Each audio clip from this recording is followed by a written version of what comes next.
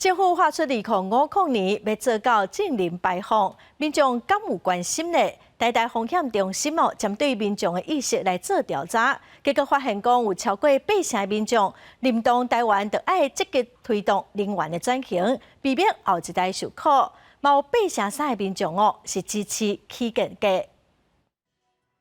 为了要达成2050年净零排放的目标，唔但中央爱提出方法拍拼，民众的意识也真重要。根据台大风险中心的统计，有81.7%的民众认同台湾爱积极推动能源转型，避免后一代的子孙爱承担气候灾难。大家可以去关注年轻人的角色那年轻人基本上也是蛮关注这个议题，然后而且也会比较倾向支持政府，信任政府说可以多做一些事情。对，那我想，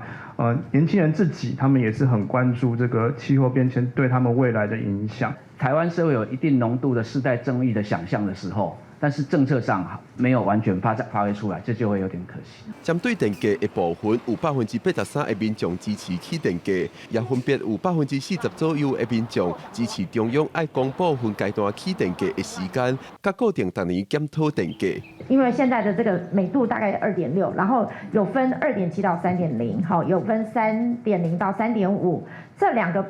两个区间其实是最多的一个是3.3，一个是26.5，不愿意支付更多的，目前大概只有15%左右。台大风险中心表示，为这摆的统计会才发现，现代民众对能源转型已经开始有意识。中心认为，政府应该趁这波机会，以更加有路、系统性的方法来推动再生能源。